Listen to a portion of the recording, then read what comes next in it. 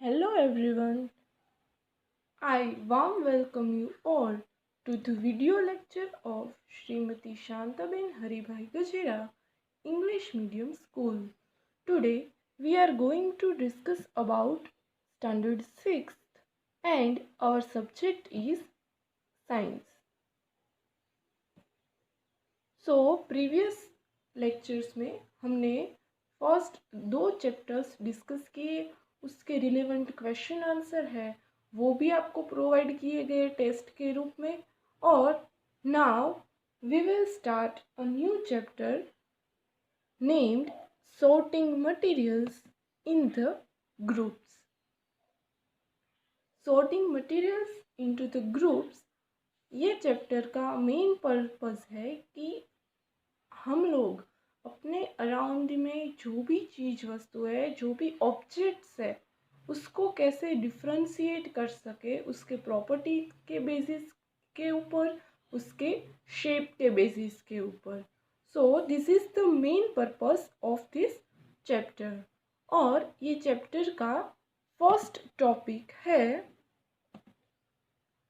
Objects around us, कि हमारे आसपास जो ऑब्जेक्ट है उसके बारे में यहाँ पे हमको डिस्कस करना है। We saw that our food and clothes have so much varieties in them. हमें अपने फूड के अंदर और अपने क्लोथ्स के अंदर बहुत सारी जो वेराइटीज़ है वो हमें देखने को मिलती है। Not just food and clothes, there is such a vast variety of objects everywhere.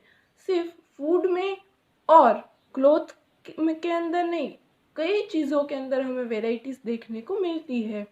We see around us a chair, a bullock cart, a cycle, cooking utensils, books, clothes, toys, water, stones and many other objects. ये सारी चीज़ें हैं वो हमें हमारे around में, हमारे surrounding के अंदर देखने को मिलती है। All this objects have different shapes, colours and uses. ये जो सभी ऑब्जेक्ट है उसके शेप डिफरेंट है, उसके कलर और उसके यूजेस तो ऑफ कोर्स डिफरेंट ही है। Look around and identify objects that are round in shape. अब हमें अपने आसपास देखना है और वो चीज़ें हमें फाइंड करनी है जिसका शेप राउंड हो। Our list may include a rubber ball, a football and a glass marble. तो हम अपने आसपास देखें तो जिसका शेप राउंड है वैसी कई चीज़ें हमें देखने को मिलती है। उसके अंदर हम जिस गेंद से खेलते हैं क्रिकेट, वो बॉल है, फुटबॉल है, ग्लास मार्बल है, वो सभी इंक्लूड हो सकते हैं। If we include objects that are nearly round, our list could also include objects like apples, oranges and earthen pitcher. अगर हम ऐसी चीज़ें काउंट करने बैठे जिसका शेप परफेक्ट राउंड नहीं है लेकिन राउंड के अराउंड है थोड़ा कुछ, तो उसके अंदर माटी का घड़ा है, एप्पल है, ऑरेंजेस है, वो सब हम इंक्लूड कर सकते हैं। Suppose we are looking for objects that are edible.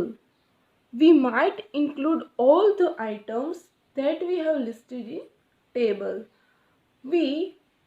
अगर हम ऐसे ऑब्जेक्ट्स देखना चाहें कि वो ऑब्जेक्ट्स अपने शेप के अंदर स्क्वायर है, रेक्टेंगल है, तो ऐसे ऑब्जेक्ट में हम बुक्स है, नोटबुक्स है, टेबल का ऊपर की जो सरफेस है वो है, कैलकुलेटर है, वो सब हम इंक्लूड कर सकते हैं। तो ये हमने डिफ्रेंशिएट किए ऑब्जेक्ट्स को हमने डिवाइड किया। किसके बेसिस पे डिवाइड किया? उसके शेप के बेसिस पे। ऐसे कई सारे क्राइटेरियाज है जिसके बेसिस पे हम ये जो ऑब्जेक्ट्स है उसको डिवाइड कर सकते हैं। लाइक वो किस मेटल से बने हुए हैं, किसके यूज़ क्या है, यूजेस के बेसिस पे भी हम जो ऑब्जेक्ट्स है उसको डिफ्रेंशिएट कर सकते हैं। Let's say we wish to make group of objects that are made of plastic. अगर हम ऐसा एक ग्रुप बनाना चाहे कि वो कोई चीज़ है वो किस मटेरियल से बनी हुई है, तो हम ऐसा भी ग्रुप डिवाइड कर सकते हैं कि प्लास्टिक से बनी चीज़ें हैं जो लकड़ी से बनी है, ऐसा भी हम डिवाइड कर सकते हैं। चीज़ें हैं वो कोई मेटल से बनी है, ऐसा भी हम एक ग्रुप है वो बना सकते हैं। और हमारे आसपास जो भी ऑब्जेक्ट्स है उसको हम डिफ्रेंशिएट कर सकते हैं। All objects around us are made up of one or more materials. Those materials may be glass, metal, plastic, wood, cotton, paper, mud or soil. इतनी सारी चीज़ें जो हमारे आसपास हमें देखने को मिलती है वो कई सारे डिफरेंट तरीके से बनी हुई हो सकती है। वो चीज़ें ग्लास से बनी हुई हो सकती है, metal, plastic, would, cotton, paper, ऐसे कई सारी चीज़ों से वो बनी हुई हो सकती है। तो अगर उसके बेसिस पे भी हम डिफ्रेंशिएट करना चाहे तो वो हम कर सकते हैं। Now students, I have a little homework for you. आपको सबसे पहले एक टेबल बनाना है। टेबल के अंदर आपको डिफ्रेंशिएट करनी है। फर्स्ट रो के अंदर आप लिखेंगे कि चीज़ें जो प्लास्टिक से बनी हुई है, हमारे घर के अंदर ही कोई चीज़ है जो चीज़ प्लास्टिक से बनी हुई है वो आप प्लास्टिक के ग्रुप में लिखेंगे। दूसरा आप बनाएंगे जो चीज़ वुड से बनी हुई है, तो दूसरी कॉलम में आप लिखेंगे चीज़ें जो वुड से बनी हुई है। और थर्ड वन में आप लिखेंगे कि कोई चीज़ है जो ग्लास से बनी हुई है। तो आप ऐसे 3 डिफरेंट टाइप के मटेरियल से उसका लिस्ट बनाएंगे। आप पहले लिस्ट बना करके बाद में भी क्लासीफाई कर सकते हैं, या आप लिस्ट बनाते वक्त भी क्लासीफाई कर सकते हैं।